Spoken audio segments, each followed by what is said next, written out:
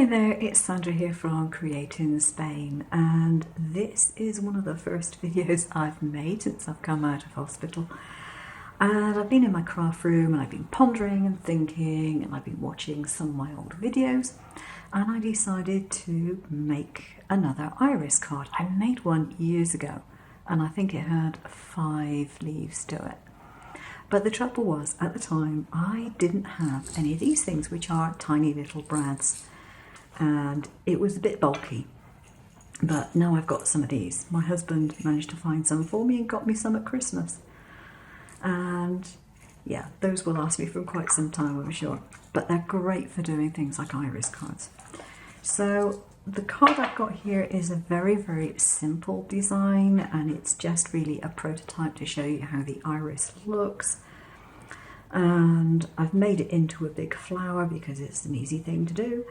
And when you open it up like that, you get the second part of the sentiment. There are all sorts of things that you can do with the iris. You can have little characters hiding behind them, you can use them for different parts of the sentiment, all sorts of things. So you can let your imagination go wild. But what I wanted was a relatively easy way to actually make the iris mechanism. Now, one thing that you need to know when you're doing an iris card is that you need to be able to have a little handle for it to open and close. And you need obviously to be able to see that handle. What you may find is, depending on the design that you do, you may find that you have to put the iris mechanism on top of the card. In some cases you won't have to, and you can put it underneath the front panel and have the front panel flat. It just depends on the design that you go for and what you're trying to achieve. So the mechanism itself is pretty straightforward. I will give you the file for that. I have in fact adjusted the file that I had previously, and I have, even since making this card, I've adjusted it again to get rid of certain problems. I found, for example, that when I first made it, the iris mechanism was a little bit wobbly, backwards and forwards all over the place here. So I needed to tighten things up a little. But in general, it works pretty well, and I'm very pleased. And the reason why I use brads to do this rather than using anything else is because brads are reliable. I don't want to spend a while making a mechanical card and then have it fail when someone goes to open it, or it works the first couple of times and then it seizes up. That is not what I want of a mechanical card.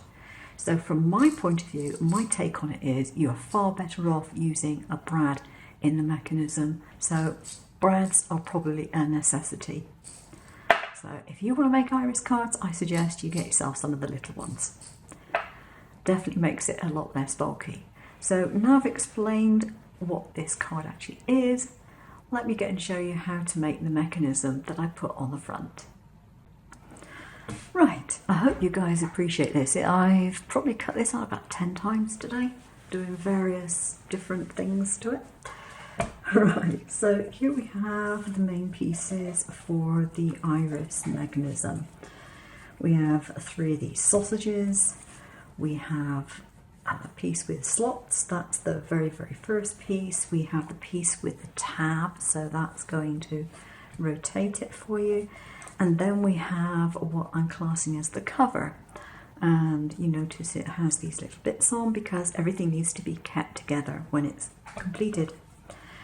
So I am going to be using 3 little brads for this, and I have chosen a card which is patterned so that you can tell that I've put these things up the right way around. Okay, do want to make sure that you've got things where they're supposed to go. So the sausages go one over or under the other, basically, like so. So that one's on top, that one's on top of that one, so they're layered. And the next thing that I have to do is to put a brad through the hole on the tip of the sausage, and then I have to put it through the hole, or one of the holes I should say. There's 3 holes again on this piece to attach, and open up my brad, and there we go, press flat.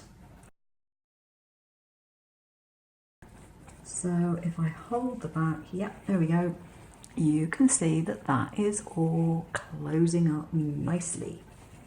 So that's basically the mechanism done, but we need a housing in order to keep it in place. So for the housing to keep it in place, what we want to do is to put another ring on the top, and you want to get it closed. Make sure you know where your tab is, and put the circle on the top with one of those tabs directly to the left of it. And then I would fold that around and glue it. Now you don't want to get any glue on this edge, and you don't want it to be really, really tight. But what you'll notice is that if I fold that one down there, that's the maximum. This tab here, if I leave that tab here, that's going to be in the way. That one probably won't be, but that one will. So what I need to do is to just trim that one off, because if I don't, I won't be able to rotate this as much as it needs to be rotated. So I'm going to glue that one down, that one, that one, that one. I'll leave this one unglued for the moment just to check that that doesn't interfere with it opening completely. So I'm going to turn it over onto the other side. And the other thing you want to do is make sure that none of your tabs are going to interfere with what's underneath it. So if you have to fold it at a slight angle, you can. It's not going to make any difference. So you don't want these to be supremely tight, but you don't want them to be really loose. So I'm just going to use a tiny drop of glue right on the ends of these in order to stick it down. And the reason I'm putting that on the end is so that it doesn't interfere with the outside edge. Because if I get glue in there, nothing's going to rotate, and that would be pretty awful. So there we go. Once you've done that, allow it to dry a little while. I can see I can open this up completely, and that tab is still fine.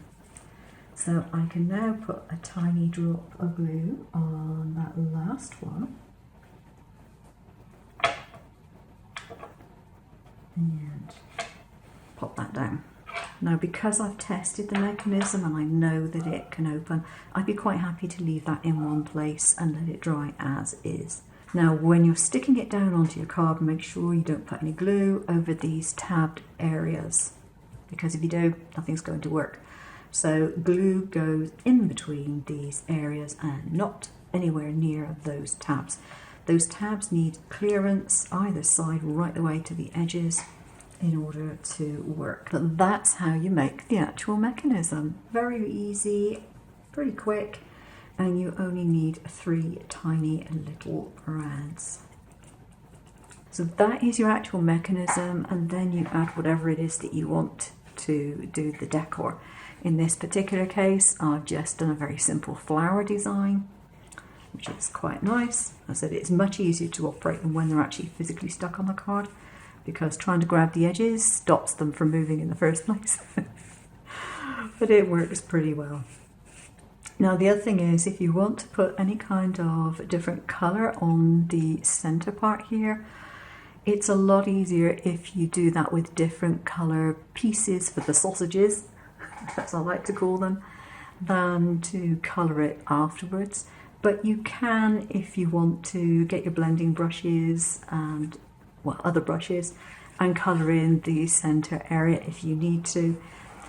But it's a good idea to check your progress before you actually put this on your card, because you need to know where your handle is going to be, whether it's upright or not, etc., depending on the design that you're doing.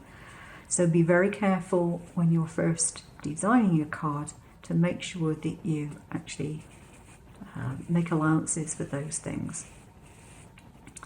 But yeah, a really good mechanism for an iris opening. Give them a shot, they're fun. Thanks for watching, take care now, bye bye.